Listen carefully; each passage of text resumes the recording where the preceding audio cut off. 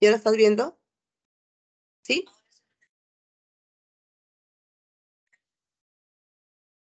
Entonces, ya, ya. Entonces voy a achicar esto, ¿ya? ¿Ya está? ¿Sí? Entonces ahora, ¿ya está, hija? Perfecto. Ajá, en la primera clase, ¿no? Ya, ya, perfecto. ¿Y me escuchan también? Perfecto. Ya.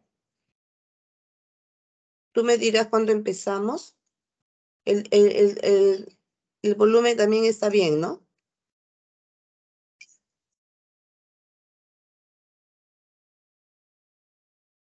Unos 5 minutos y empezamos. ¿Qué te parece, Stephanie?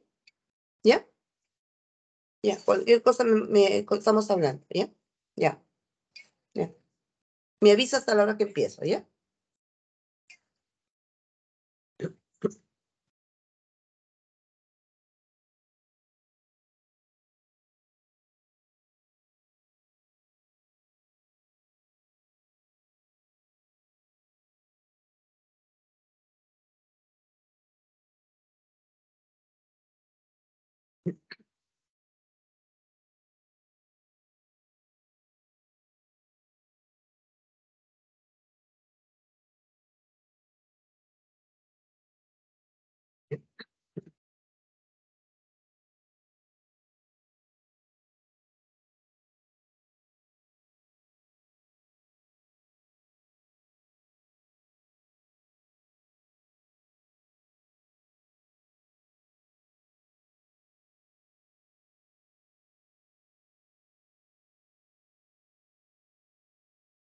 Ahí.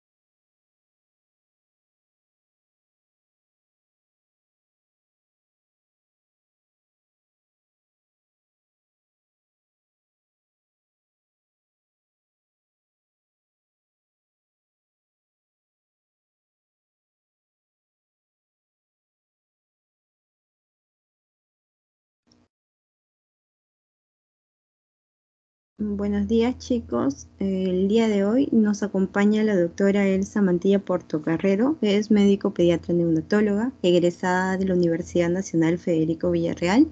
Actualmente labora en el Hospital María Auxiliadora, ¿no? Y el día tiene el agrado de compartirnos lo que es el tema de errores innatos del metabolismo del mensaje neonatal.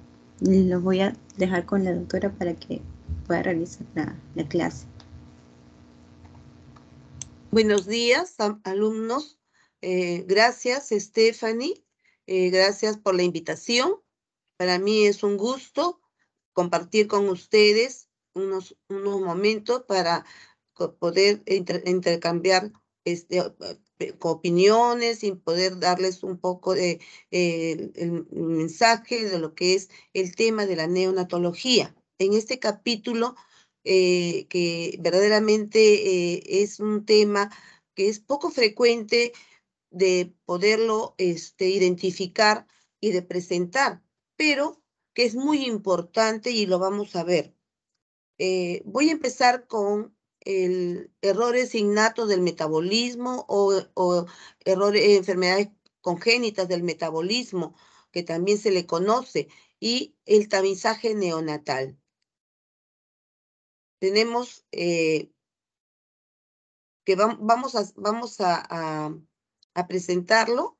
Vamos a hacer una pequeña introducción, vamos a ver cómo es que se producen los mecanismos, cómo es que se clasifican este tipo de enfermedades que son un poco raras, qué debemos hacer, cómo las diagnosticamos para poder garantizar una atención adecuada en estos pacientes. Y vamos a poner un casito para poder comprenderlo mejor.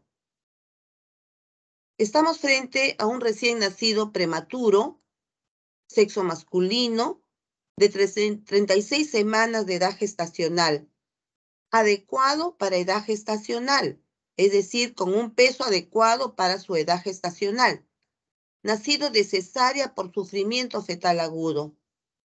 Su peso de nacimiento, 2.750, y presenta un Apgar con valor de 1, 3 y 4.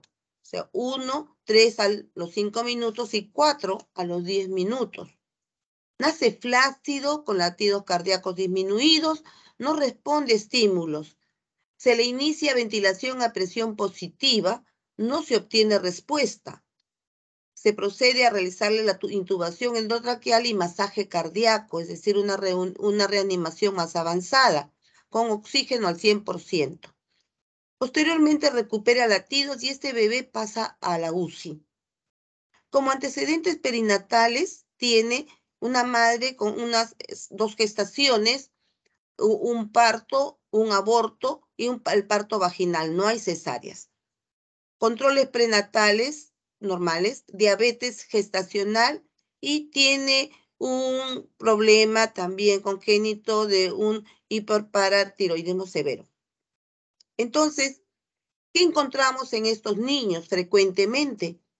Es un niño hipoactivo, pálido, mal perfundido, presenta macrocefalia, sin ventilación espontánea, extremidades con escasa movilidad, hipotonía, sin reactividad. En el laboratorio podemos encontrar, pues, unos valores de una acidosis respiratoria. En la bioquímica, al parecer no tiene, la glucosa está en su rango, no hay hiperglicemia, no hay hipoglicemia, las bilirrubinas totales están en 2.9, la fosfatas alcalina 150, el sodio en 132, que está un poco bajo, hay alteraciones, ¿no? Y el potasio también está alto. Entonces, el PCR, el hemograma no hay gran significancia, no hay signos de infección, no hay signos de policitemia, ¿no? Y en controles posteriores podemos encontrar que el sodio está bajo y también la creatina fosfoquinasa. En el examen, en la ecografía cerebral, vamos a encontrar una ventriculografía, ¿no? Y son signos frecuentes.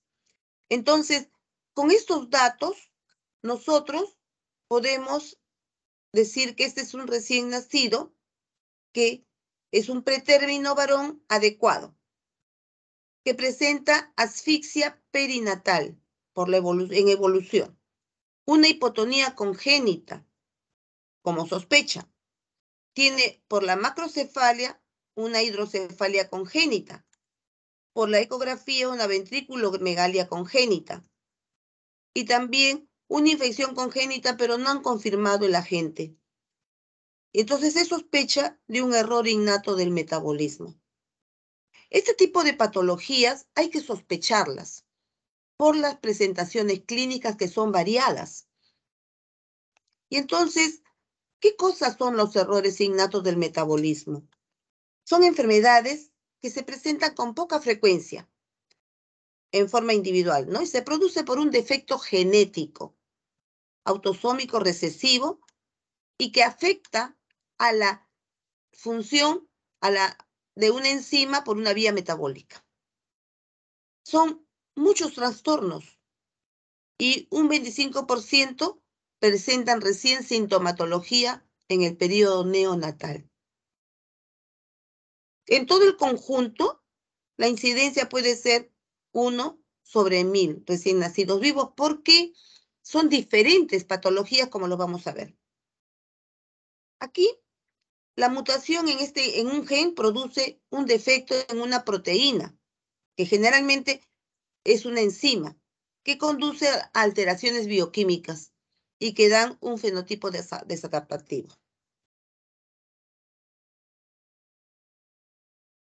Los errores innatos del metabolismo se producen por un defecto genético, autosómico recesivo, y que afecta la función de una enzima de una vía metabólica y produce 3 efectos.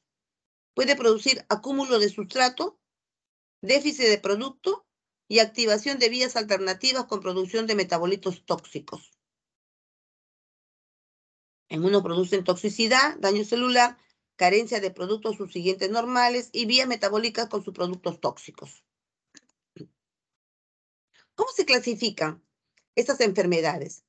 Estas se van a dividir en grupos. Aquellos que presentan síntomas agudos en el periodo neonatal, síntomas agudos y recurrentes de inicio más tardío, síntomas crónicos y progresivos y síntomas específicos y permanentes característicos de esta enfermedad. Es decir, es variable la presentación. No es una signología única porque muchos de ellos pueden presentar síntomas en la etapa escolar, preescolar e incluso en la adolescencia, ¿no? Más en etapas más tardías.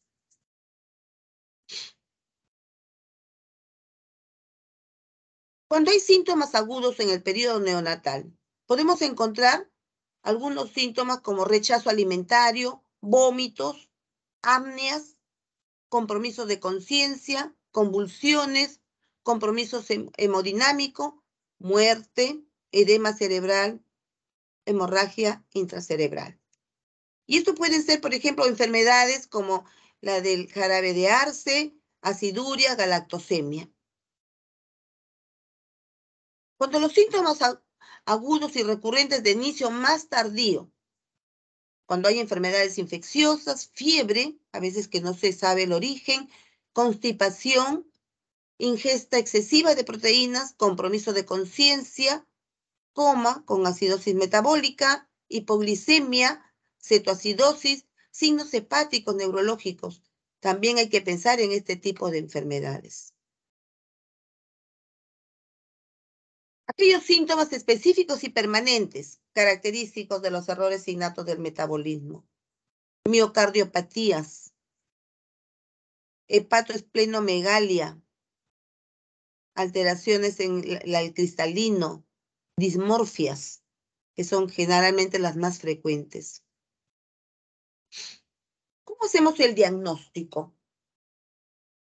Primero, ante todo, tenemos que sospecharlo. Sospechar ante la evaluación de un recién nacido que no tenga las características físicas consideradas en el rango normal. Para eso hacemos el examen físico del recién nacido. Y si nosotros tenemos que investigar la historia clínica familiar, Es frecuente cuando hay consanguinidad familiar, cuando hay enfermedades metabólicas en otros miembros, cuando existen muertes inexplicadas, sobre todo en los hermanos, muertes infantiles de forma prematura, cuando hay déficit intelectual en algún miembro de la familia. Tenemos que investigar la historia clínica obstétrica. Chicos, la historia clínica en esta etapa de la vida es un elemento importantísimo, porque es lo que nos va a conducir a el diagnóstico definitivo de nuestro pacientito, el recién nacido. Si ha habido abortos, ¿por qué fueron los abortos? ¿En qué etapa de la gestación fueron los abortos? Si ha habido hidros fetalis en algún embarazo, si hay alteraciones, una dismorfia o defectos del crecimiento, si hay macrocefalia, movimientos fetales anormales, convulsiones. Entonces, tenemos nosotros que sospechar la enfermedad al reconocer alguna característica física que no se encuentre dentro del rango normal para poder hacer la investigación sobre los antecedentes y la historia obstétrica. En el diagnóstico también nos puede ayudar algunos síntomas sugeridos, ¿no? Por ejemplo, encontramos hepatoesplenomegalia o una falla hepática, alteraciones en los ojitos del recién nacido, del cristalino, dismorfias, encefalopatía aguda, cuando hay disfunción neurológica, disfunción cardíaca, compromiso hemodinámico, hipoglicemia que sea refractaria, que no cede al tratamiento en la etapa neonatal. La orina de color o olor peculiar, es acidosis metabólica y dismorfia, signos inespecíficos como succión débil, por ejemplo, vómitos, letargia, hipotonía, niños que hacen apneas o convulsión del séptimo día. Y aquí lo que nosotros tenemos, por ejemplo, es tenemos algunas características sobre cómo es lo que se puede percibir en el caso de estas enfermedades, en algunas como el jarabe de arce, como azúcar quemado huele el cuerpo del bebé, ¿no? Los pies sudados cuando hay acidemias, ¿no? La fenilketonuria también, cuando nosotros tenemos vamos a sacar esto de acá para que lo puedan ver ustedes.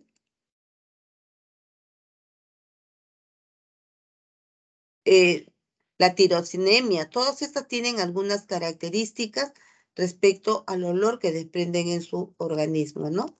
Entonces, tenemos que sospechar esta enfermedad considerando algunas características que no se encuentren dentro del rango normal.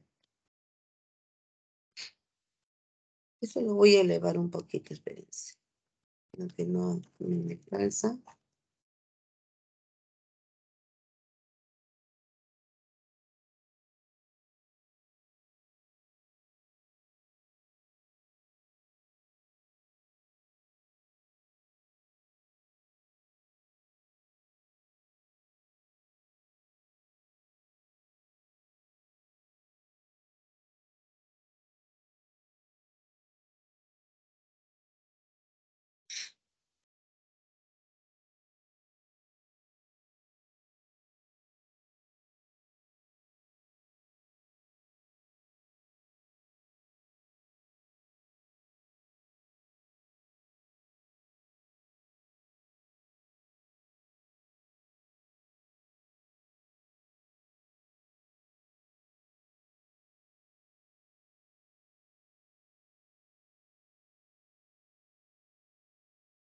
Bueno, ya, no se parece que se fija ahí.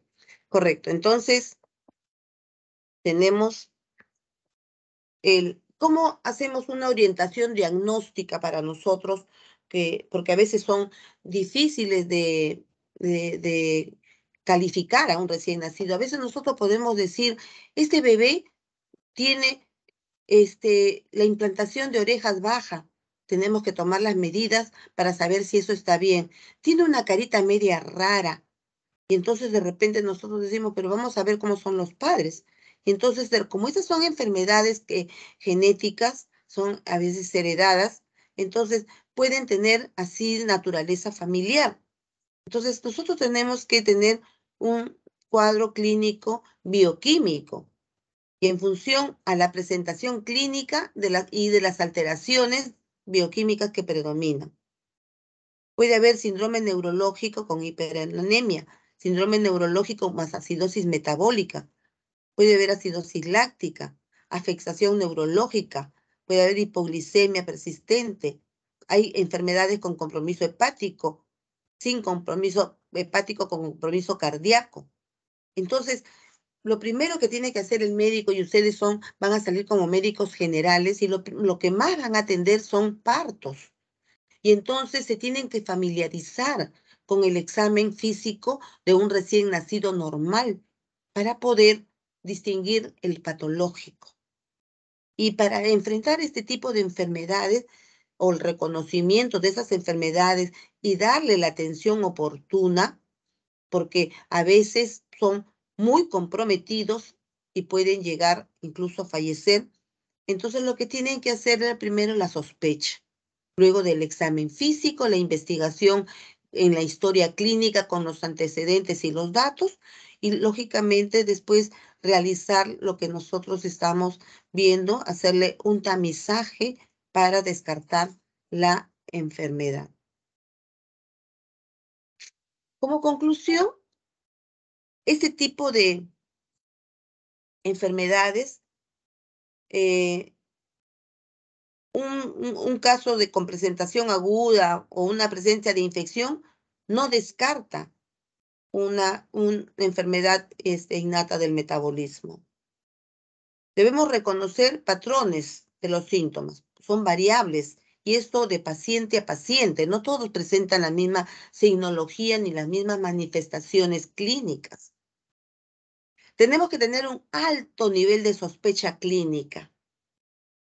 Y esto no hay que considerarlo como un descarte, sino que por las complicaciones multiorgánicas que tiene. Estos niños tienen problemas neurológicos. Frecuentemente, lo que más resalta, problemas cardíacos que pueden comprometer su vida. Entonces, nosotros tenemos que sospechar este tipo de enfermedades, que son bastantes y son variadas, pero lamentablemente no los tenemos presentes porque no es muy frecuente, pero hay que sospecharlo. ¿Y cómo hacemos la sospecha?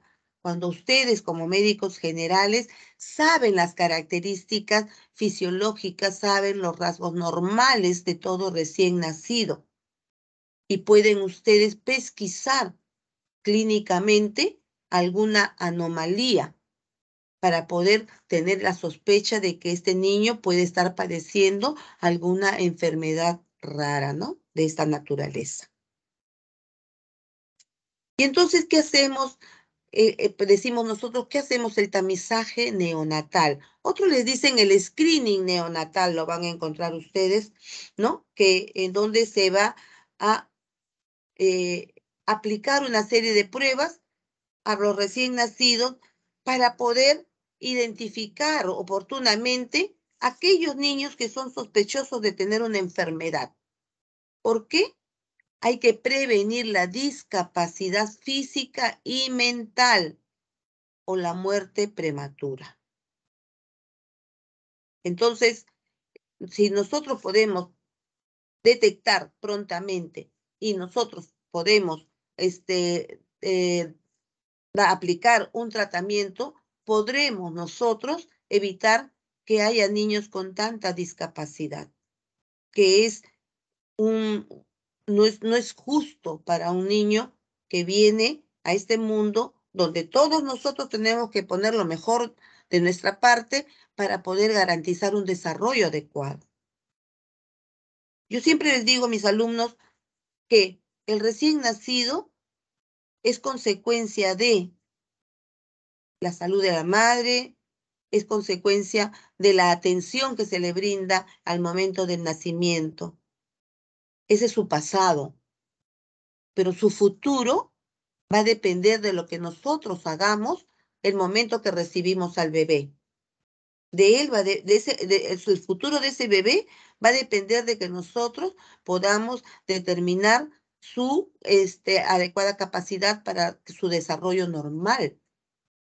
Y si tiene alguna patología, tenemos que intervenir para evitar que presente complicaciones y disminuir las secuelas.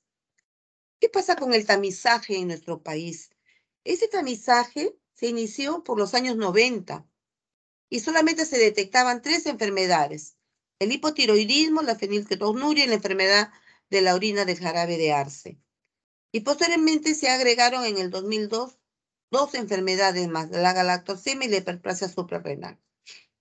Entonces, ¿cuál es el interés? Porque en otros países el tamizaje es más, comprende más amplio, comprende más patologías. Pero acá se han considerado estas que son las más frecuentes y sobre todo las que producen secuelas, ¿no? Las que producen problemas mentales, discapacidad física o mental. Entonces tenemos nosotros ¿por qué hacemos este tamizaje? Ese tamizaje lo hacemos porque tenemos que evitar, hemos dicho, la discapacidad física y mental, reducir las secuelas, garantizar el desarrollo adecuado de los niños. Y el objetivo de hacer este tamizaje es coberturar al 100% de los recién nacidos. Ese es el objetivo. El tratamiento de los casos detectados como positivos se debe iniciar antes del primer mes de vida.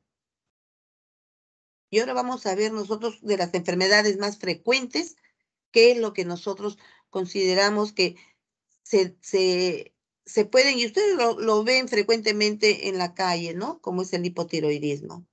Pero en este caso, nosotros tenemos que enfatizar en que las enfermedades que están consideradas acá, que sí, tenemos 4 enfermedades que no son el total.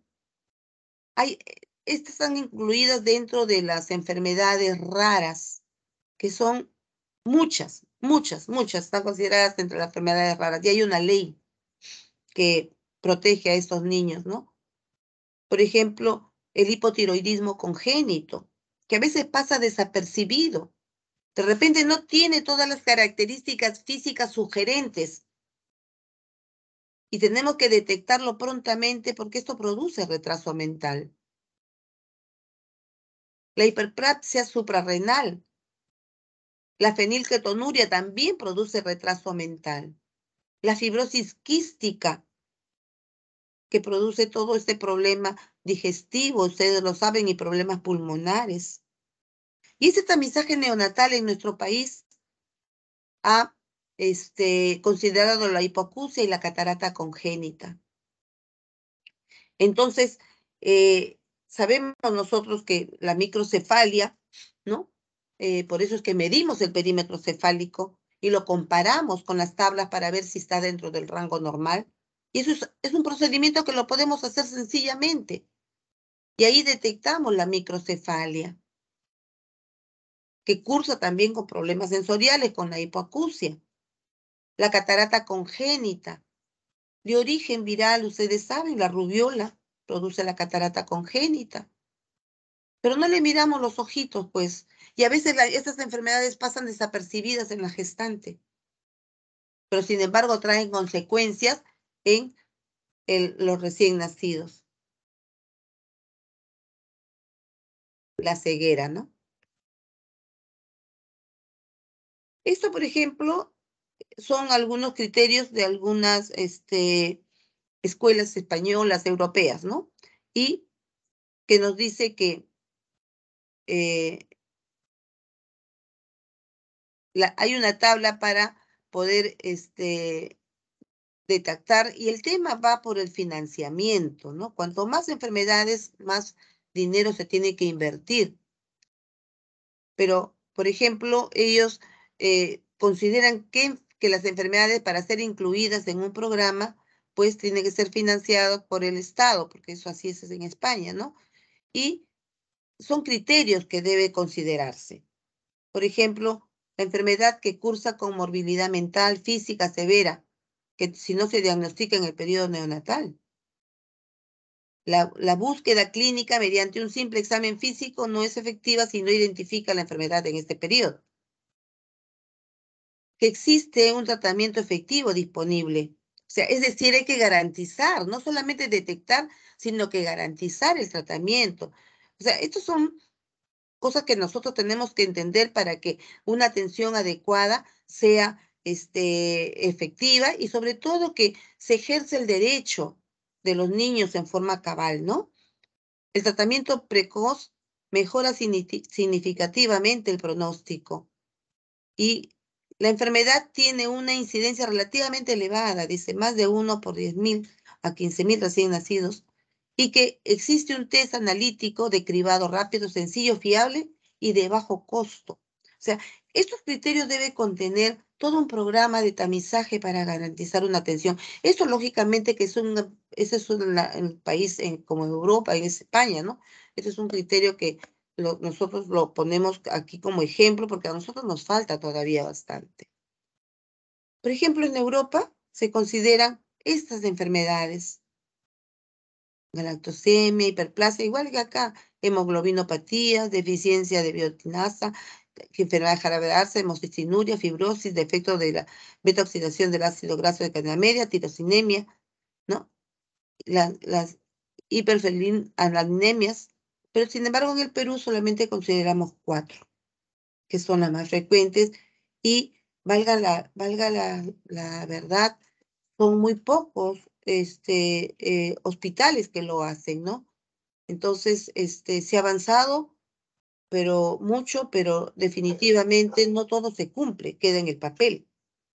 Y entonces, esas 4 enfermedades se hacen, yo he entendido que en la maternidad se realiza en el San Bartolomé. En el Hospital María Auxiliadora se estaba haciendo, pero hay centrales donde se concentran todas las muestras para poder garantizar el diagnóstico oportuno también, ¿no? Del hipotiroidismo, de la hiperplasia y la fenilketonuria y la fibrosis quística. El MINSA en el año 19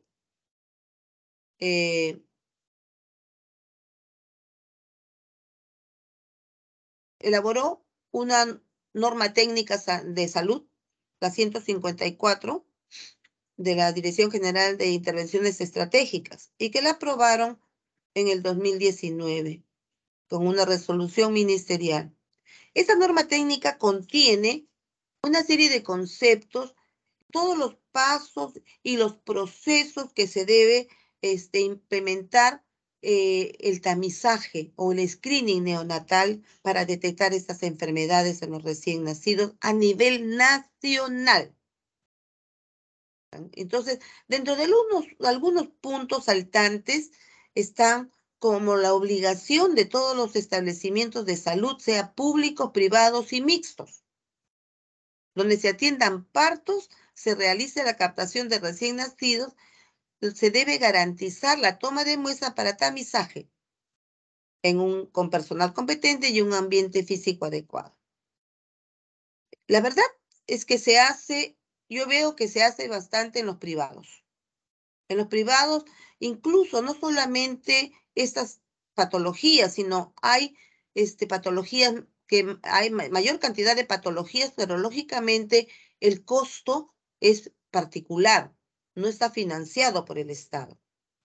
Lo que debería hacerse es que se financie, en todos los hospitales deben hacerse, pero más se están haciendo bastantes, sobre todo en las clínicas privadas, ¿no?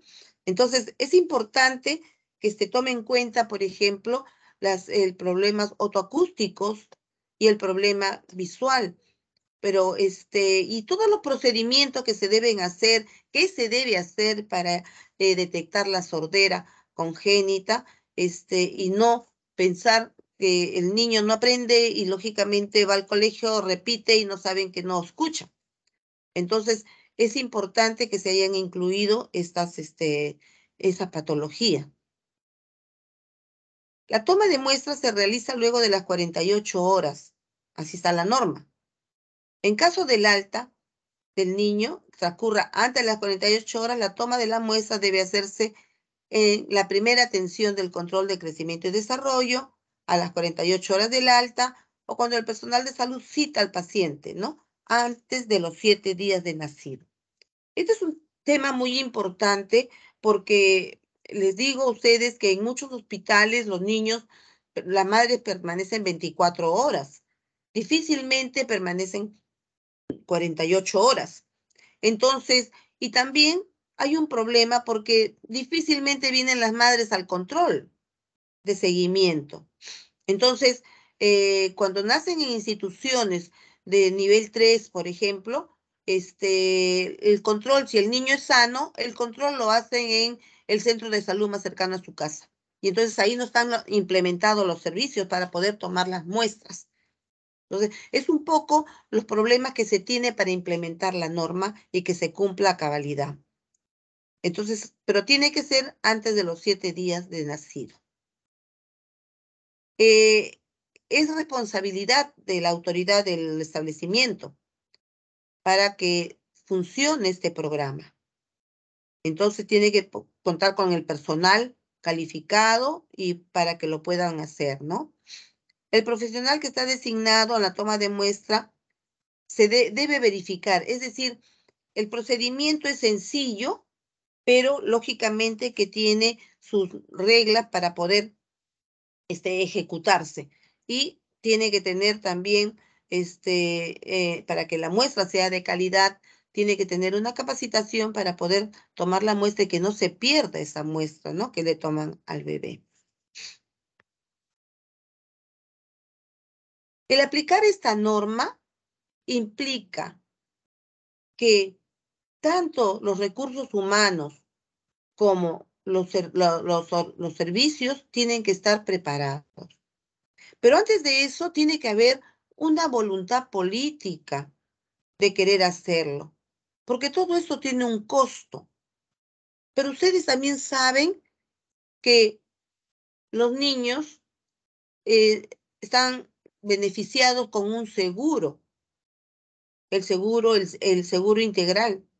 Y entonces ellos tienen derecho a que se les pueda practicar este tamizaje.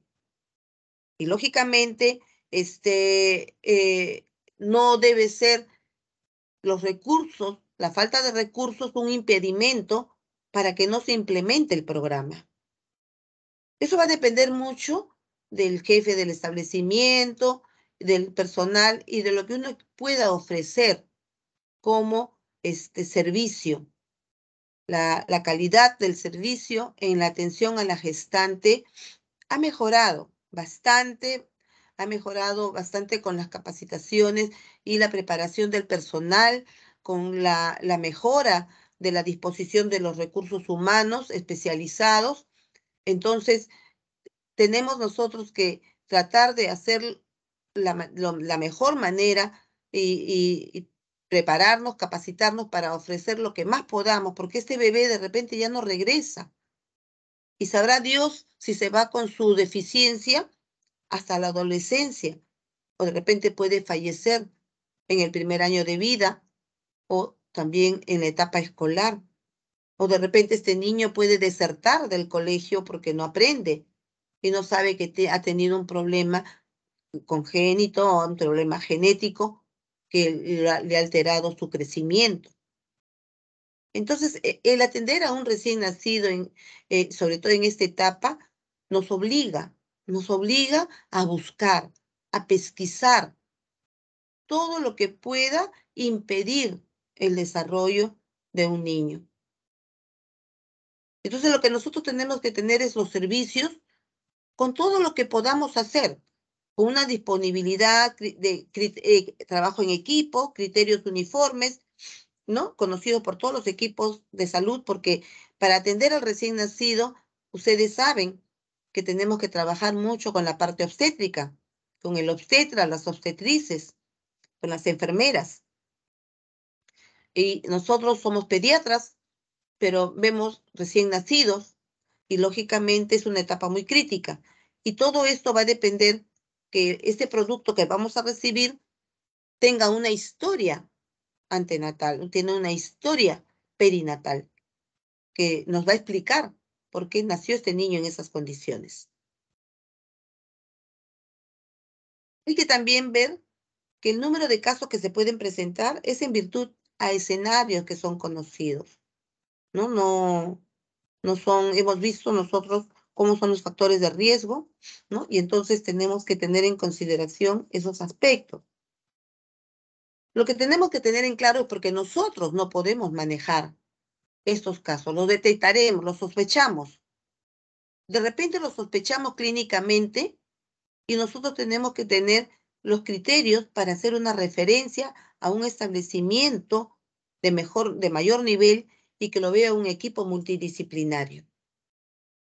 Pero el hecho de nosotros ya de calificarlo significa que la atención es de calidad, porque puede pasar desapercibido o le puede parecer y no le dan importancia, y entonces en neonatología y como en medicina hay que buscar para encontrar, pero eso sabiendo cuál es el rango normal.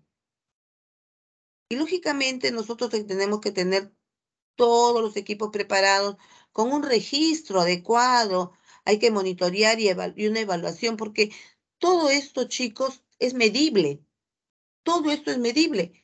O sea, si nosotros tenemos, y en neonatología hay patologías riquísimas y nosotros podemos hacer mucho, mucho, mucho en investigación para poder tener antecedentes y poder saber cómo es la epidemiología en la zona en donde vamos a ir. Ustedes están prontos a partir a hacer van a hacer su internado y después van a hacer su serum. Y ahí van a estar solos y ahí van a ver todo lo que sus profesores les han explicado y sobre todo en esta etapa neonatal que es tan corta, pero tan crítica, van a ver ustedes que lo pueden atender de la mejor manera con la preparación y el conocimiento. Y sobre todo en estas enfermedades que son raras, no son frecuentes, pero sí nos deben llamar la atención y sí nos deben llamar a buscar la causa que lo origina. Entonces, creo que esta es una introducción breve de lo que son estas enfermedades raras y creo que aquí vamos a pararnos un momento para poder entrar a las enfermedades, la segunda teoría, que es enfermedades intrauterinas crónicas, ¿no? Que también tienen ustedes que saber. No sé si tienen alguna inquietud por el momento.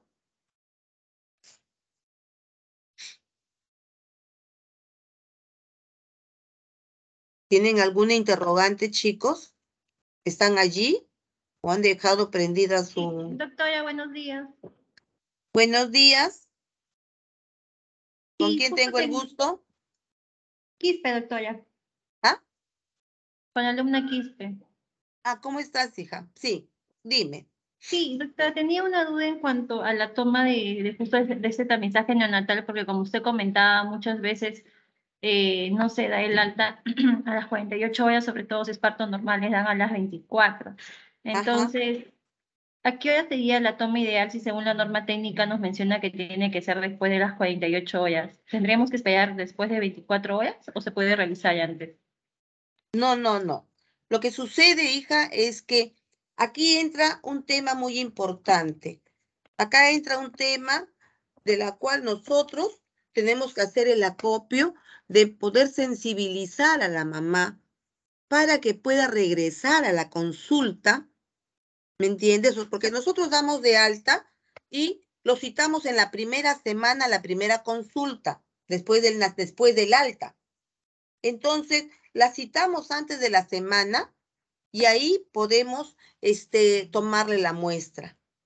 Porque es después de las 48 y dentro de los primeros 7 días. Y la primera consulta neonatal después del alta es a los 7 días de nacido, o sea, en la primera semana. Y ahí le podemos tomar la muestra. Pero ¿qué sucede si no viene la mamá? Yo voy y la busco, porque tengo que tener mi equipo de servicio social, mi enfermera, mi personal, porque si él no viene y a mí me interesa hacer el descarte, sobre todo lo que más frecuentemente vemos es hipotiroidismo. Y ustedes saben que el hipotiroidismo se tiene que tratar prontamente. Entonces, no todos tienen las fases típicas de un hipotiroideo, y ese es el que produce retardo mental.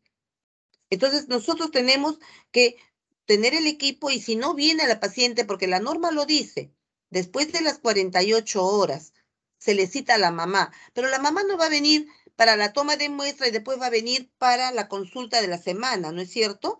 Entonces, se aprovecha la consulta de los 7 días y, o sea, generalmente a los 7 días de nacido, el bebé se va a los 2 días, al quinto día está viniendo el bebé a la consulta, garantizar que la mamá traiga al bebé a la consulta. Y ahí le tomamos la muestra.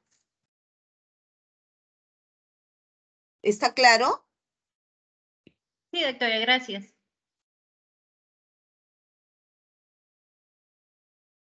¿Tienen alguna otra inquietud?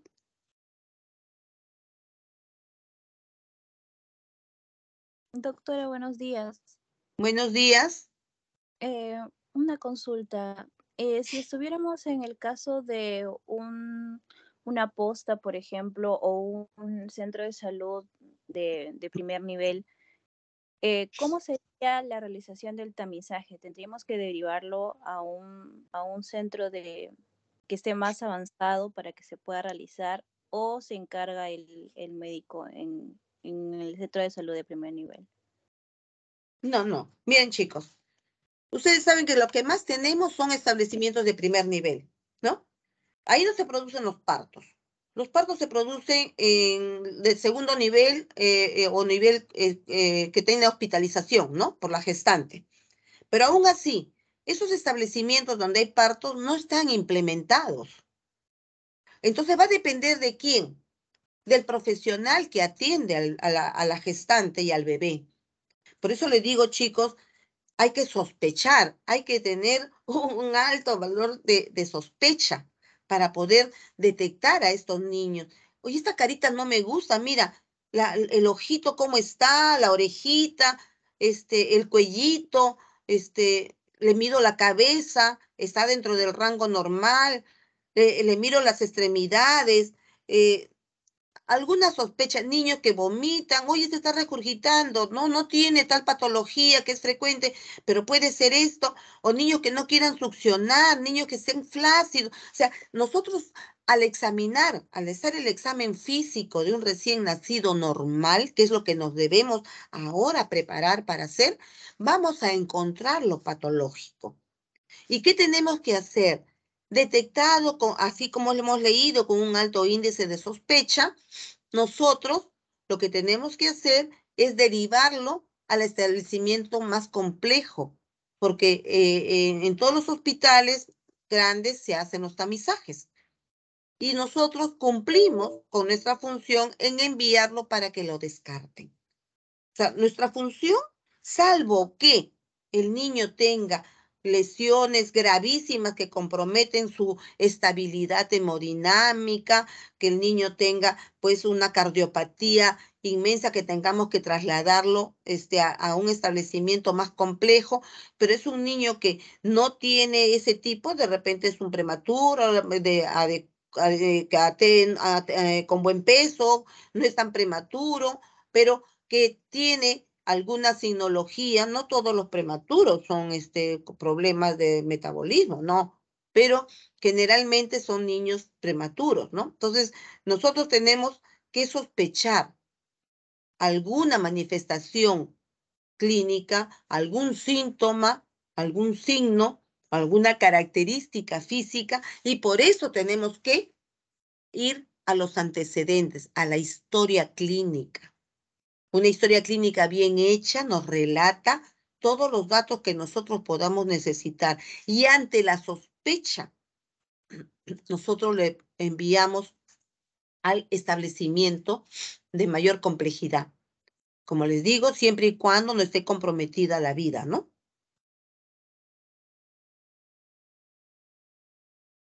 ¿Correcto? Sí, doctora, comprendí. Gracias.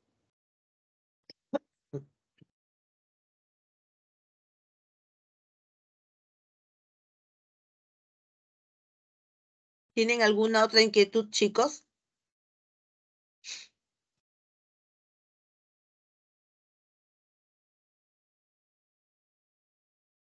Bien. Entonces, unos minutitos para empezar nuestra siguiente clase, por favor, ¿ya?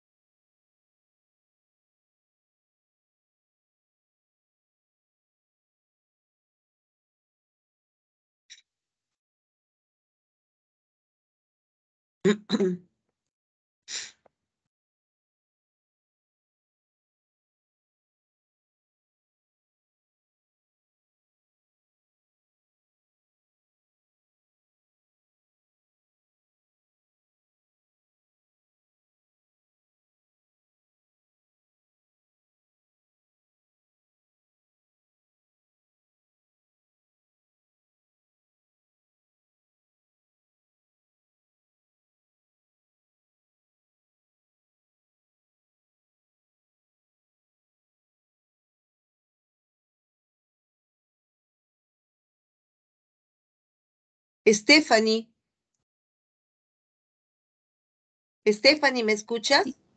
Sí, doctora, ¿me escuchó? ¿Está la pantalla? Sí, sí se nota, doctora, infecciones intrauterinas crónicas. Ah, perfecto. Entonces esperamos un ratito, ¿ya? Ya, doctora, muchas gracias.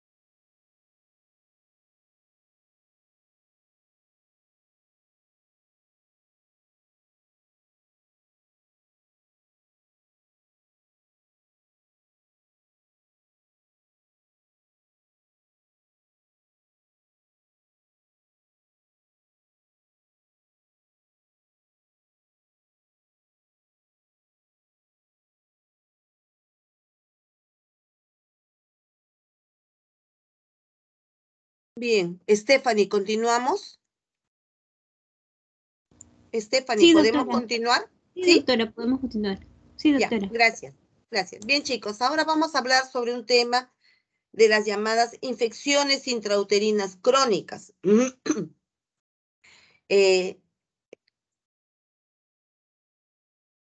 Estas infecciones son transmitidas por la madre al hijo y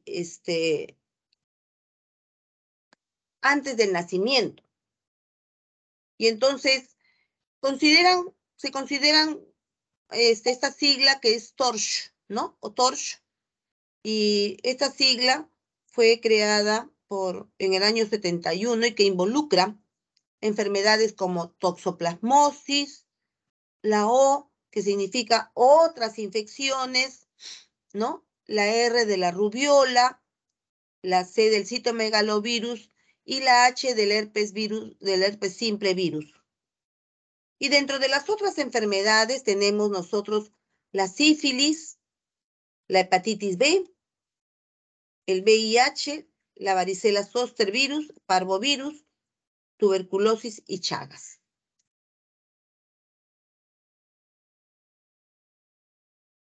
Estas enfermedades, chicos, tienen rasgos comunes. Tienen rasgos comunes que los distingue de los recién nacidos con infecciones bacterianas, por ejemplo, ¿no? Las más comunes. Estas tienen comparten algunos síntomas y signos. Entonces, la transmisión de estas enfermedades puede ser por vía hematógena y puede estar alterada o no la placenta. Puede contaminarse por el canal del parto o puede ser también por vía ascendente. Tienen síntomas similares. Por ejemplo, la mayoría son niños con retardos en el crecimiento. Presentan visceromegalia. Presentan ictericia, generalmente a predominio directo. Tienen problemas oftalmológicos como una corioretinitis. Tienen lesiones óseas. Tienen alteraciones hematológicas, anemia, trombocitopenia. Entonces, estos son rasgos que frecuentemente se encuentran en estos niños y que los hacen como una población sugestiva de presentar algunas enfermedades de transmisión de la madre al feto, ¿no? Durante la gestación. A veces, la enfermedad de la mamá pasa inadvertida. No se dan cuenta y sobre todo en madres que están inmunocomprometidas son más frecuentes y es más grave. La mayoría se asocia con anormalidades transitorias y otras con malformaciones permanentes. La lesión que se produce va a depender de la infección de la madre, que puede ser primaria o anterior, la mamá ya estaba enferma, de la edad gestacional del feto. Puede haber reabsorción embrionaria, aborto, puede haber infección placentaria con infección fetal, retardo en el crecimiento, parto prematuro. Todo ese tipo de lesiones se producen en aquellos niños cuyas madres están enfermas con alguno de estos agentes. Vamos a hablar de la toxoplasmosis. Ustedes saben que el toxoplasma es un protozoo, ¿no? Y entonces, este parásito intracelular obligado, el huésped definitivo es el gato y el huésped intermediario es el hombre.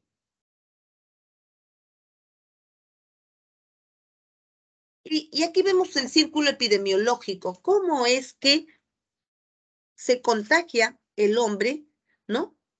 Por los animales y lógicamente la ingesta de el gato, que vemos los quistes fecales, las ratas, los pájaros, hay quistes también tisulares, ¿no? Y va al gato, ese es un círculo. Pero estos quistes también pueden ser consumidos por otros animales que nosotros los consumimos, como son el carnero, el chancho, y ahí contamina al hombre. También puede ser por transfusión o por trasplantes el contagio, ¿no? Y la transmisión de la madre al bebé en transmisión placentaria cuando ella puede ingerir estos ooquistes, ¿no? Con los alimentos u objetos contaminados.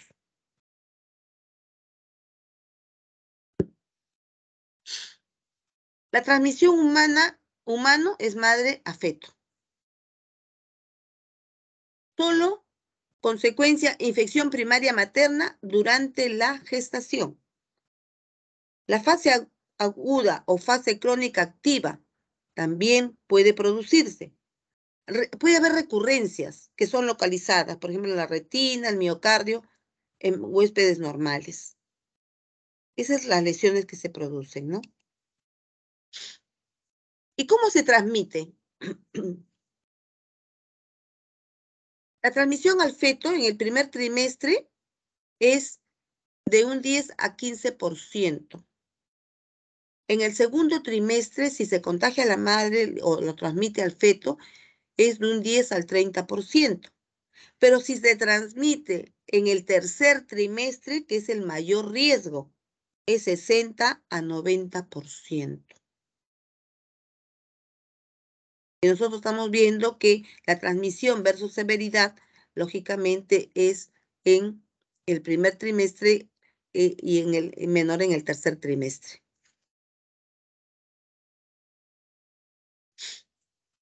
Mientras más tardía sea la infección de la madre durante el embarazo, mayor es la probabilidad de transmisión al feto.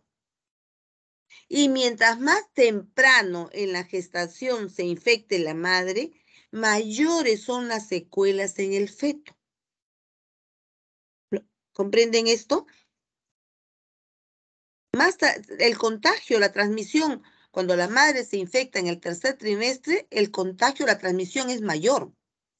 Pero si la madre se infecta más temprano, en la etapa de la gestación más temprana, mayores son las secuelas. El daño es más severo. Se reconoce la tríada de Sabin: hidrocefalia, corioretinitis y calcificaciones intracraneales. Hidrocefalia, toxoplasmosis, hidrocefalia.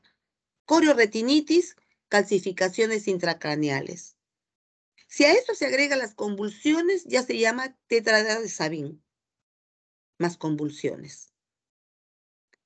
Las manifestaciones del sistema nervioso central y las oculares son las más frecuentes cuando los niños se infectan en el primer trimestre. Y otro signo que en pacientes con HIV, la toxoplasmosis es común. Y la infección fetal simultánea con ambos es común también. Entonces, nosotros sabemos que cuanto más temprano, mayor complicaciones, mayor afectación, ¿no? Que se puede transmitir, pero se afecta más temprano y más gravemente. Y acá nosotros estamos viendo algunos síntomas y signos que pueden ser característicos de estas enfermedades. Por ejemplo, citomegalovirus, sífilis, toxoplasma, rubiola. Niños con retardo en el crecimiento, citomegalovirus y rubiola. Toxoplasma no tanto. Microcefalia, citomegalovirus, no en toxoplasma. Hidrocefalia, en toxoplasma, no en citomegalovirus. Calcificaciones intracraneales, igual, citomegalovirus y toxoplasma. Visceromegalia, en todos. Ictericia, es más frecuente en toxoplasma, sífilis y citomegalovirus, no tanto en rubiola. Anemia, en sífilis y toxoplasma, es más frecuente. Alteraciones hematológicas, miren, citomegalovirus, sífilis, anemia en toxoplasma y trombocitopenia en rubiola. Cataratas, en citomegalovirus puede haber, pero no es tan frecuente, pero sí es más frecuente en rubiola. Es decir, si a mí me dicen, paciente que presenta cataratas a recién nacido, yo sospecharé lo primero, opción, rubiola. La corioretinitis. La corioretinitis es en la toxoplasmosis. Después tenemos problemas, creo que Defnes es como retardo, ¿no? Entonces tenemos en rubiola y citomegalovirus. Defectos cardíacos en rubiola, lesiones de los huesos en rubiola. Entonces, aquí hay unos signos y signos característicos que nos pueden orientar hacia el diagnóstico de cuál patología puede ser. Para el diagnóstico tenemos pruebas no serológicas y pruebas serológicas. Las no serológicas tenemos aislamiento del parásito, hay que hacerlo por histopatología, y el PCR. Y las serológicas tenemos la prueba de aglutinación de látex, prueba de la fijación de complemento, azul de metileno, prueba de hemoaglutinación indirecta y la de inmunofluorescencia. Generalmente hacemos estas, ¿no? De inmunofluorescencia y hemoaglutinación. Y el ELISA. El ELISA, IgM específica para toxoplasma en sangre y líquido cefalorraquídeo, detecta el 81% de los casos. El IgM aparece a las 2 semanas y es indetectable hasta a los 6 a 9 meses. El IgG aparece a las 2 semanas y persiste toda la vida. El IgG transplacentario desaparece a los 12 meses, 6 a 12 meses. Entonces, tenemos que tener este conocimiento para saber qué cosa debemos pedir para confirmar el diagnóstico. En el tratamiento en el cual es inmunocompetente no requiere tratamiento. El screening de IgM identifica asintomáticos que pudieran beneficiarse con el tratamiento. Cuando hay el diagnóstico prenatal, le dan la espiramicina, reduce un 50% las complicaciones y las secuelas. En los recién nacidos, la sulfiadacina, la pirimetamina más el ácido fólico por 12 meses, ¿no? Cuando hay compromiso ocular, sulfadiazina más clindamicina más corticoides. Ese es el tratamiento que se les indica. Pero tenemos que tener la prevención. Prevención primaria y prevención secundaria, ¿no? La prevención primaria. No comer alimentos crudos. Si están crudos, hay que lavarlos bien, ¿no? Hay que lavarlos adecuadamente. Estoy en clase.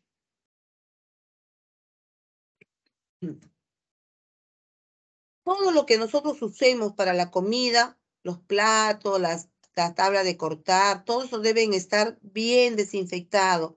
Las carnes crudas, vegetales, también sobre todo cuando ponemos la carne que no está, hay que lavarlas bien, ¿no? Para poder, los utensilios hay que lavarlos bien. Por ejemplo, como prevención, evitar que las embarazadas hagan labores en el jardín o limpien lo del gatito, al menos usar guantes, ¿no? Y los gatos no deben ser alimentados con carne cruda o pobremente cocida. La prevención secundaria es, por ejemplo, luego de una primoinfección, una anticoncepción mínima por 6 meses. Hay un control serológico trimestral.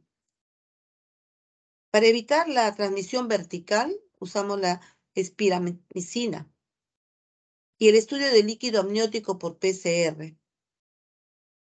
También resonancia o control ecográfico y un seguimiento oftalmológico del recién nacido hasta la etapa escolar. Esa es la prevención secundaria, ¿no? Vamos a hablar sobre la rubiola congénita. Ustedes saben que eso está producido por un virus, es el rubivirus ARN, ¿no?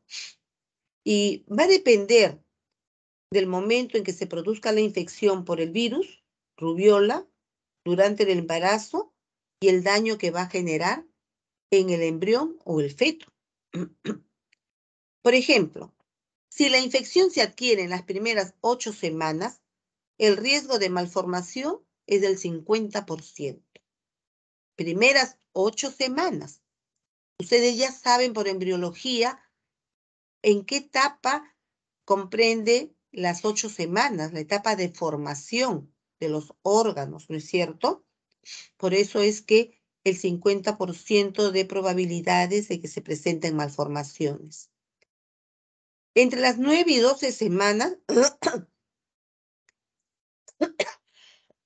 el riesgo de malformación es del 40%.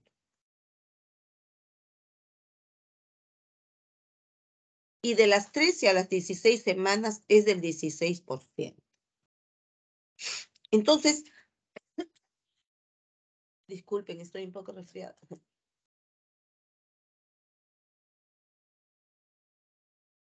Diferencia, por ejemplo, de la toxoplasma, ¿no? El toxoplasma, cuanto más tarde se infecte la madre, más se transmite al feto.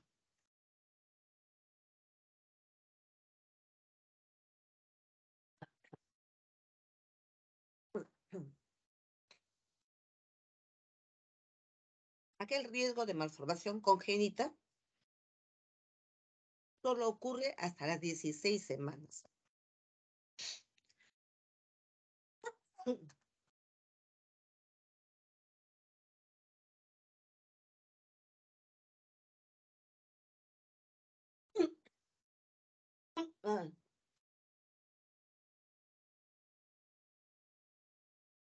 En la clínica no puede haber infección, se puede, en la fase temprana del embarazo, reabsorción del embrión, puede haber aborto espontáneo, pueden hacer natimuerto. Y solo la placenta se puede infectar. Se puede infectar la placenta y el feto. Pueden presentar malformaciones congénitas.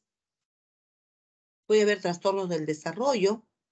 Puede haber una infección asintomática. Y la tasa de infección en las primeras 12 semanas son 69%. Hasta la semana 25, 24%. Y al final de la gestación, hasta un 15%.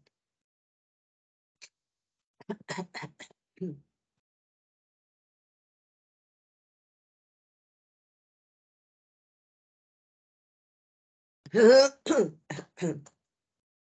es lo que pueden presentar? Hay una triada conocida como la triada de Greg y el síndrome de Greg. La triada de Greg se caracteriza por haber catarata, sordera, enfermedad cardíaca. Y el síndrome de Greg es cuando se agrega la microcefalia. La pérdida auditiva sensorial es la manifestación más común, miren, en un 58%. Puede ser uni o bilateral. Puede no ser aparente hasta el segundo año de vida. Cataratas en el 43%, glaucoma, retinopatía pigmentaria. En ambos ojos el 80%, eso es que la ceguera. Las cataratas pueden no ser aparentes hasta meses después del nacimiento. La enfermedad cardíaca congénita puede ir desde la persistencia del ductus, coartación de aorta, la comunicación interauricular, interventricular, estenosis de la arteria pulmonar.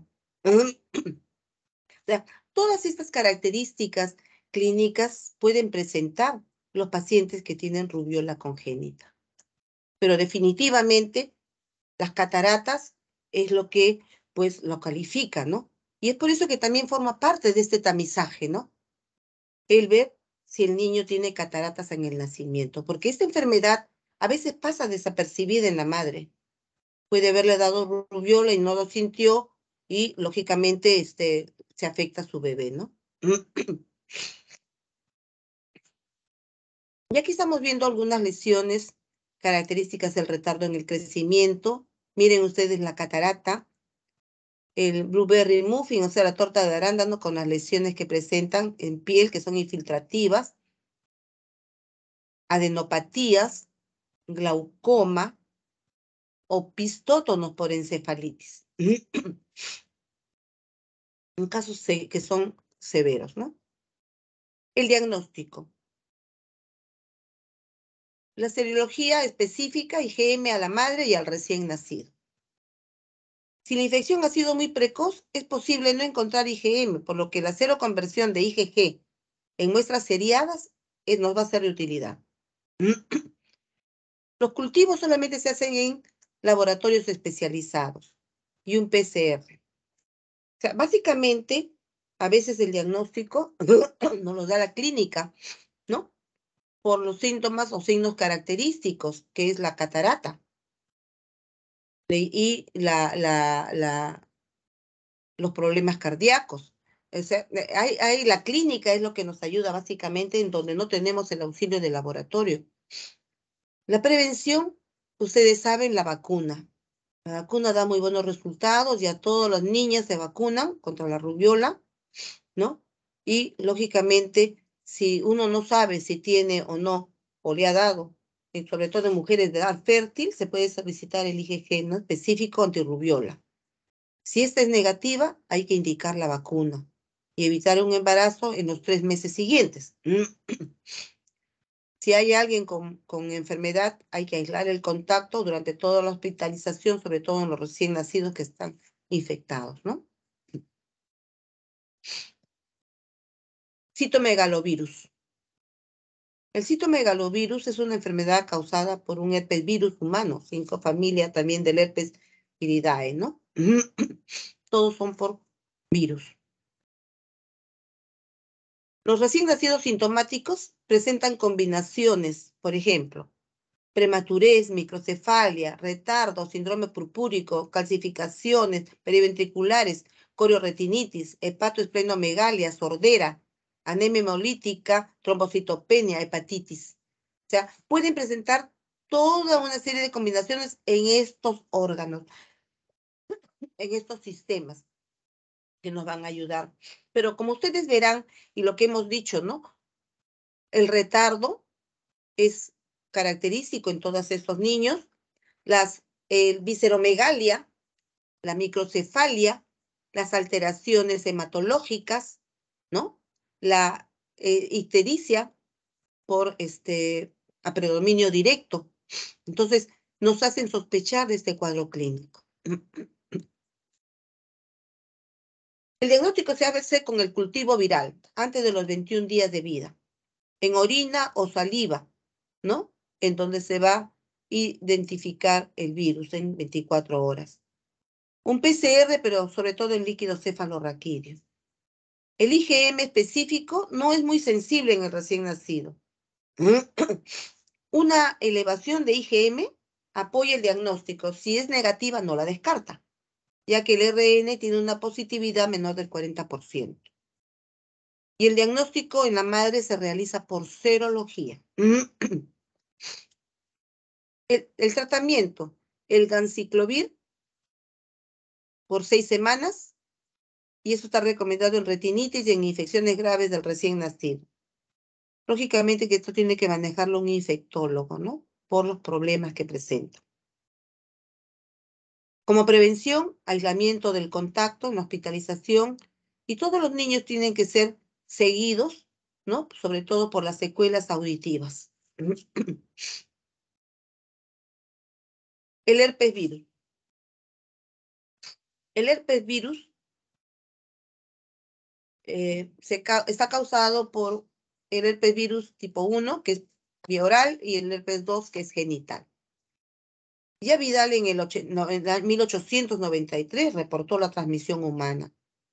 Y en 1930 no solamente se evidencia que se infecta la piel del herpes virus, sino también el sistema nervioso central. El agente etiológico es el herpes virus simple, de transmisión oral o transmisión sexual. La transmisión neonatal se relaciona en el 60-80% con el tipo 2, o sea, la transmisión sexual. La incubación es de 2 a 20 días.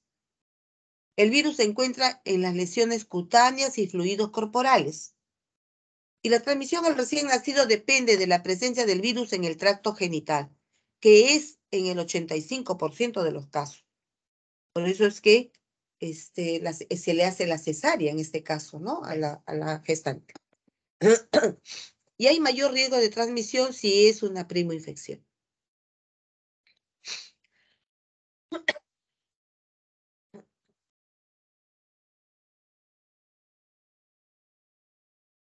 ¿Qué es lo que vamos a encontrar? Cuando se afecta el sistema nervioso central, una encefalitis. Cuando hace una enfermedad localizada, suele manifestarse 10 a 11 días y puede ser cutáneo ocular en un 45%, diseminada en un 25%, donde se afecta también las vísceras, y neurológica en un 35%. Hay otras manifestaciones como vesículas, ampollas, queratorretinitis, queratoconjuntivitis. Antes de los antirretrovirales, el 30% de los pacientes presentaba deterioro neurológico. Ha mejorado mucho con el tratamiento de los antirretrovirales. La enfermedad diseminada es la peor, es la de peor pronóstico. Se presenta a los 9 o 11 días, hay anorexia, vómitos, fiebre, ictericia, erupciones de piel, púrpura, apnea, dificultad respiratoria, sangrado y shock. Encefalitis, convulsiones, somnolencia, temblores, fontanelas prominentes, signos piramidales. De los sobrevivientes, el 40% presenta secuelas. Miren ustedes la calidad de vida de estos pacientes, ¿no?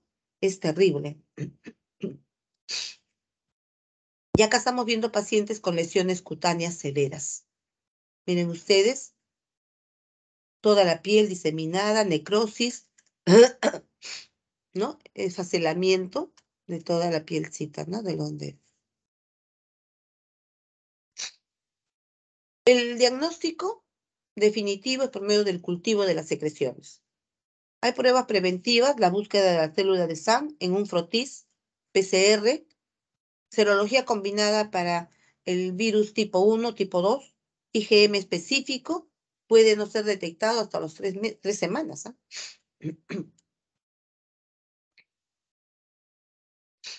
El tratamiento, aciclovir por 14 días, cada endovenoso.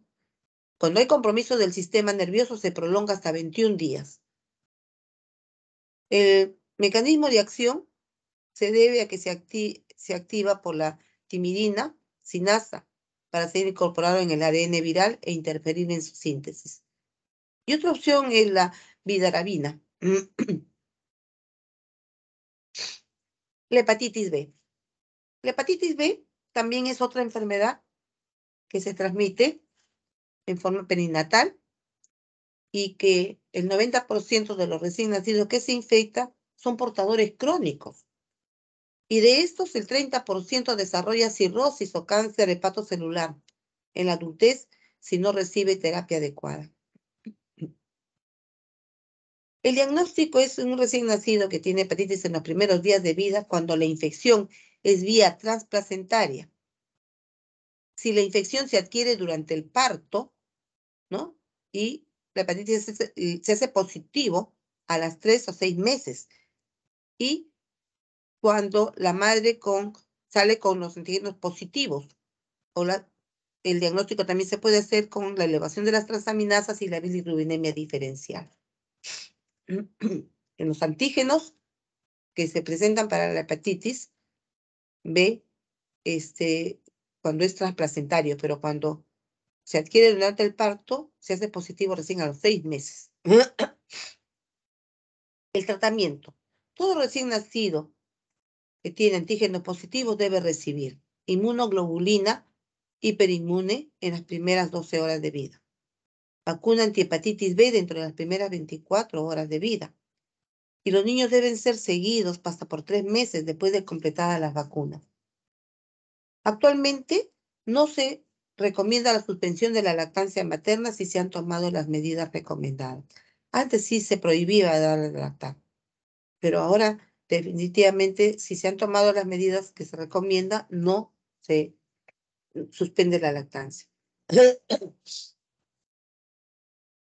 Vamos a hablar ahora sobre sífilis congénita. Existe una norma técnica de salud para la prevención y transmisión materno-infantil del VIH-Sida, sífilis, hepatitis B, que fue elaborada en el año 2019. La sífilis congénita ha variado su presentación, lógicamente, con todas las formas de prevención y los tratamientos que se da. El conocimiento de esta enfermedad, los riesgos, ¿no?, que se producen cuando no se toman las medidas preventivas. Y el paso de este treponema se produce entre la semana 16 y 28, pero hay casos que se han descrito en la semana 9, porque se produce un proceso inflamatorio que hace permeable que pase este treponema a la sangre a través de la circulación materna. La probabilidad de que una mujer embarazada transmita la enfermedad al feto está relacionada con la fase de la infección. En el primer año de la enfermedad y sin tratamiento, aproximadamente el 90%. Y va disminuyendo, ¿no?, en las etapas tardías. El pronóstico por sífilis durante la vida intrauterina no está establecida bien. Se estima una tasa de eventos negativos del 50 al 80%, abortos, feto muerto, bajo peso al nacer, prematuridad o infección neonatal. Entonces, esta enfermedad que nosotros la hemos estudiado, cuánto tiempo, muchos años atrás, ha cambiado también en su forma de presentación. No se ven ya los casos que se veían antes, ¿no? Con una infección terrible, con un cuadro clínico florido, así como lo hemos descrito, igualito, ¿no? Yo soy del siglo pasado, yo he visto tantas cosas que no he visto ahora, ¿no? Entonces, tenemos que tener en consideración que va a depender de la forma de presentación y de los eventos que se presentan. ¿Cuáles son las manifestaciones que nos hacen sospechar de que hay una sífilis congénita? Un prematuro, un retardo en el crecimiento, que haya un cuadro respiratorio y que nos sea característico de una neumonitis,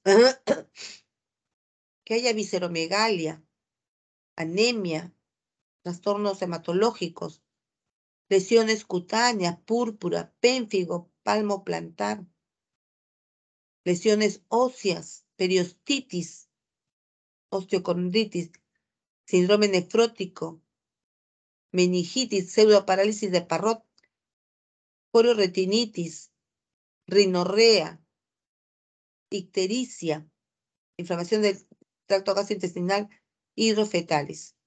De todos estos síntomas, de estas manifestaciones, chicos, la literatura relata lo característico, ¿no? La neumonía alba, hablan de el pénfigo palmo plantar, así nos enseñaban antes, ¿no? Entonces nosotros buscábamos el pénfigo palmo plantar, la periostitis, la pseudoparálisis de Parrot, que no la veíamos, está descrita, no la veíamos, la ictericia, ¿no? La retinitis. Entonces, de todos estos síntomas, no todo el cortejo se presenta junto. Hay algunas manifestaciones que nos pueden hacer sospechar, ¿no? Y, por ejemplo, también hay en sífilis congénita tardía, ¿no? Por ejemplo, acá tenemos los diésel de Huntington. Eso es tardíamente. A las raras, ¿no? En la boca, las lesiones de la mucosa, la queratitis intersticial, la nariz sencilla de montar, la frente olímpica, la hidrocefalia, las lesiones, la tibia en sable. Todo eso nos han enseñado y son manifestaciones tardías. El paladar ojival, la micrognatia. Entonces, son signos que nos pueden hacer sospechar la presencia de la sífilis congénita. Y aquí vemos algunas imágenes en donde vemos pues las lesiones, ¿no? Con las espiroquetas altamente contagiosas. Estos son floridas, pero como les digo, chicos, ahora no se ve tanto porque paciente que puede sospechar que tiene, fácilmente se pone su penicilina benzatínica y puede distorsionar el cuadro, ¿no? También estas otras son manifestaciones, por ejemplo, la descamación de palmas, la visceromegalia, ascitis, ¿no? Son cuadros floridos que no vemos frecuentemente ahora. Ahora no lo vemos.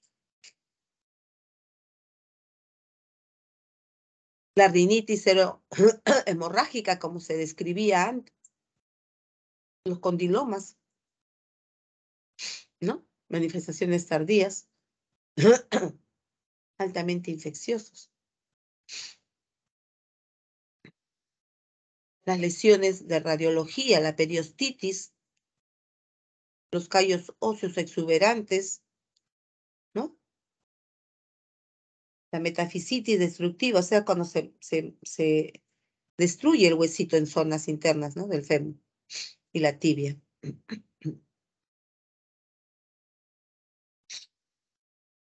¿Cuáles son las pruebas de sífilis para las gestantes? Hay pruebas treponémicas y pruebas no treponémicas.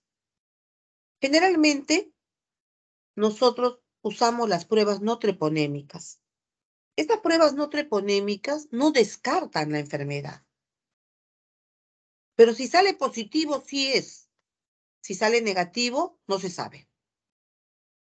Entonces, nosotros, entre las pruebas treponémicas, tenemos las de inmunofluorescencia, las de la FT absorción, la de absorción, la IgM, IgG, y la prueba rápida de sífilis o la dual. Y las no treponemas, las que nosotros conocemos, la prueba rápida de reaginina y el BDRL, ¿no? Que estas, como les digo, no son treponémicas, pero como descarte, porque cuando es positivo, sale positivo, pero si sale negativo, no descarta que no sea. Y toda gestante debe ser tamizada en el primer y tercer trimestre del embarazo. Por eso es que ustedes en la historia clínica ven un ítem en el cual dice serología y ven dos cuadritos, o sea, porque es el primer trimestre y el tercer trimestre. Las pruebas confirmatorias se solicitan a las gestantes o puérperas cuando los resultados son discordantes, ¿no? Y se debe captar y tratar a la pareja sexual. Porque lógicamente el contagio tiene que venir de alguna forma, ¿no? Si son parejas establecidas, el esposo puede haberlo contagiado. Entonces, esos casos hemos visto nosotros bastantes. Entonces, hay que tomarle las pruebas a los dos, en caso también sea sospechoso. Un caso de sífilis congénita se da, por ejemplo, con un recién nacido que cumpla uno o más de estos criterios. Todo producto de la gestación de una gestante con sífilis y sin tratamiento completo y adecuado. O todo producto de la gestación o niño menos de 2 años de una madre con serología reactiva para sífilis y con evidencia clínica o de laboratorio de infección por sífilis. En el caso de sífilis congénita, ¿no? O sea, tiene estos criterios y se puede considerar un caso de sífilis congénita. ¿Qué se recomienda? Por ejemplo, el estudio anatomopatológico de la placenta. Hay que hacer un examen físico completo en busca de las lesiones, las pruebas serológicas, examen de campo oscuro de las secreciones del niño. En los casos que haya sífilis congénita, la punción lumbar, la serología, la citología y del líquido cefalorraquídeo. Si no hay posibilidad de hacer punción lumbar y sospecha de afectación neurológica, se trata como neurosífilis. Es decir, se prolonga el tratamiento, ¿no? Más tiempo. Otros estudios según la disponibilidad y sospecha clínica, por ejemplo, radiografía, función hepática, evaluación neurológica, ecografía, etc. El laboratorio, por ejemplo, cualquiera de estos criterios, ¿no? Recién nacido con serología que no treponémica de al menos 4 veces mayor a los títulos maternos. O sea, de las pruebas no treponémicas que tengan un nivel 4 veces mayor de titularidad a los niveles maternos. Ejemplo, la madre tiene 1/8 diluciones y el recién nacido tiene 1/32 diluciones o más. Considerado caso, ¿no? Detección de IgM específica para treponema pallidum por FT absorption, que son pruebas treponémicas, ¿no? Microscopía de campo oscuro o prueba directa de inflorescencia para treponema pálido en el cordón umbilical, la placenta, secreción nasal o lesión cutánea. ¿Cuál es el tratamiento en la gestante? El tratamiento completo es una penicilina benzatínica, que saben ustedes, los 4 millones, intramuscular una vez por semana por 3 semanas. El tratamiento adecuado, la última dosis de la penicilina benzatínica es aplicada a la gestante 4 semanas previas al parto.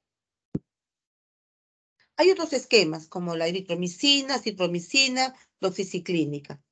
No son efectivos para la prevención en la transmisión. Y creo que es importante que no hay que olvidar las 4 C. Consejería, cuidarse con los contactos, usar el condón y si estás infectado, cumplir el tratamiento. Eso es lo que se debe hacer, ¿no? Hay que hacer prevención, hay que evitar, hay que hablar del tema con las gestantes y si está infectada, hay que darle tratamiento. En el recién nacido, si la madre es con sífilis no tratada, tratamiento inadecuado, se le da penicilina G sódica endovenoso cada 12 horas.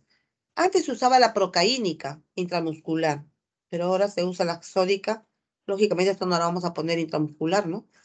Entonces se da cada 12 horas por menos de, si es menos de 7 días y si el niño es más de 7 días, más de una semana, se da cada 8 horas, por 10 días. Y si hay compromiso neurológico, lógicamente el tratamiento se amplía a 14 días.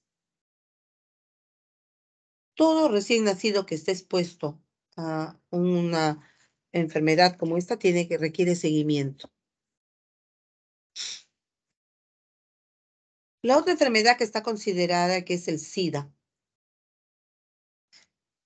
Mire, el SIDA se ha convertido en una causa de muerte para hombres y mujeres, ¿no? Y el 85% de los casos se debe a transmisión vertical. Esta enfermedad es causada por un retrovirus ARN, el VIH tipo 1, SIDA. La enfermedad de distribución mundial el agente etiológico es un retrovirus encapsulado, que es el virus de la inmunodeficiencia humana, y la transmisión prenatal en un 30% y es un 70% durante el parto. Por eso que estos casos, todos los pacientes cuya madre tiene VIH entran a un protocolo y nacen por cesárea. También se transmite por lactancia materna. El linfocito T, CD4, es el blanco principal y se une por la interacción de una proteína 120 que ataca en la envoltura viral. Prácticamente es el resultado de las alteraciones que se producen, ¿no? Y entonces este virus sintetiza una copia de ADN de su genoma. El ADN proviral se integra al ADN celular y se replica con este. ¿Cuál es el tratamiento? Vamos a poner un escenario. Escenario 1. Gestante con VIH diagnosticada durante la atención prenatal o con diagnóstico previo que no recibió targa. En la madre, terapia antirretroviral desde la semana 12 de gestación. Manejo del parto. Debe tener resultado de carga viral 4 semanas antes de la fecha probable de parto. Cesárea electiva. Si no hay estudio de carga viral o es mayor de 1000 copias. Si la carga viral es menos de 1000 copias, podrá parto vaginal. Y o dilatación si es de más 4 o membranas amnióticas rotas. Entonces, pero generalmente les digo, chicos, que esto es cesárea electiva. Pinzamiento del cordón inmediatamente.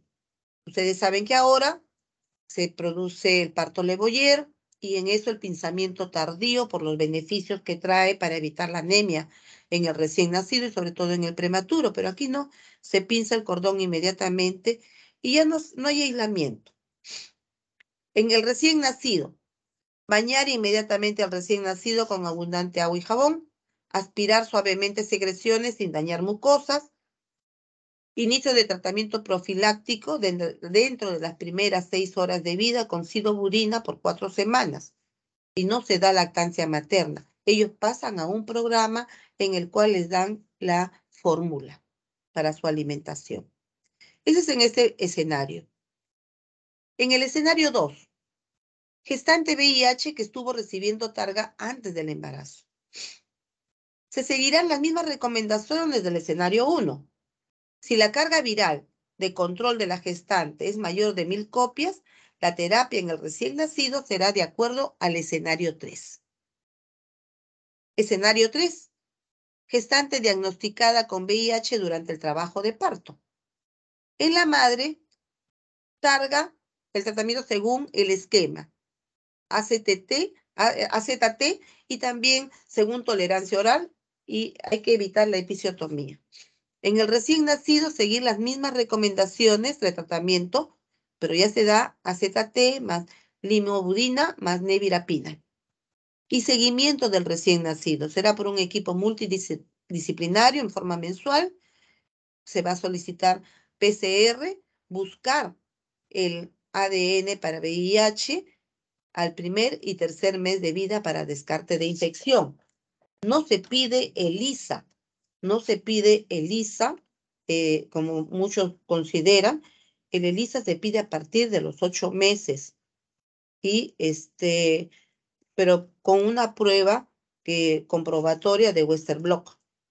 Entonces, aquí se solicita la búsqueda del ADN, ¿no? Buscando el VIH.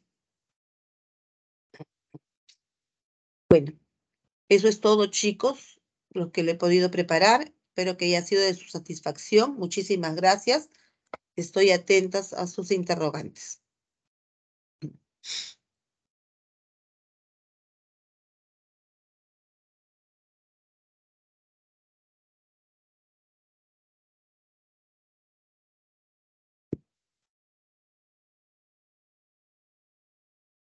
¿Estamos, chicos?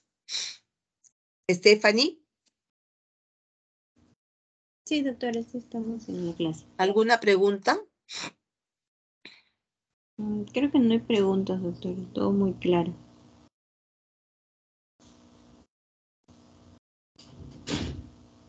¿Está claro todo? ¿No tienen ninguna interrogante? En su práctica que ustedes han ido, ¿no han visto ustedes casos de cuando han hecho consulta, han hecho algo que les ha llamado, no tienen alguna inquietud? Porque es lo que más van a ver, chicos, ¿ah? Y eso es lo que está en la historia clínica. En la historia clínica, por ejemplo, claro que hay guías y protocolos de manejo. Está la guía para el manejo del VIH y ahí está claro lo que debemos hacer. Pero, ¿cómo se llama? En la historia clínica está el ítem en el cual se codifica el VIH, la prueba para VIH y la prueba para la serología de la sífilis, ¿no? Entonces, y ustedes consignar en los antecedentes si tienen información de que la madre sufre de algún tipo de enfermedad, ¿no? Porque hay que tenerlo con antelación. Miren, chicos, en neonatología, la clave es la anticipación. A ustedes no los debe sorprender el recibir un bebé o el nacimiento de un bebé, porque ustedes tienen que anticiparse al riesgo. Ustedes tienen que hacer una buena historia clínica para saber qué producto van a recibir y poder prepararse para poder brindarle la calidad, una atención de calidad. Entonces, en neonatología es así. En neonatología tenemos que anticiparnos al riesgo, ¿no? Tenemos que saber qué vamos a recibir para poder atender. Bien, chicos, no sé si tienen, Stephanie querida, no sé si tendrán algún interrogante o todo está claro, todo está bien. ¿Qué les ha parecido la presentación? He Doctora, tratado de hacerla lo más didáctica porque es un tema un poco árido y larguito, ¿no? Sí, estoy entendido, doctora. Muchas gracias. Muy bien, Joseph, gracias. Gusto de saludarte. Bueno, creo que si no tienen ustedes ninguna inquietud, yo les agradezco a ustedes la atención y le agradezco la invitación a la doctora Tello, que me permite contactar con mis colegas de mi alma mater. Yo soy de la segunda promoción, yo soy la presidenta de la Asociación de Graduados y lógicamente espero poder con estas nuevas promociones integrar, porque somos la única universidad, creo que después de San Marcos, no sé, que tiene registros públicos su asociación de graduados. Y yo les deseo a ustedes los mayores éxitos y lógicamente nuevamente les agradezco la atención por haber compartido estos momentos para poder transmitirles algunos conocimientos, pocos conocimientos que tengo sobre los temas y esperando de que eso les sea de máxima utilidad. Muchísimas gracias, Stephanie, muchísimas gracias, chicos, y nos estamos viendo en otra oportunidad. Hasta Gracias, luego. doctora. muchísimas gracias a usted, Gracias, doctora. doctora. Gracias, doctora.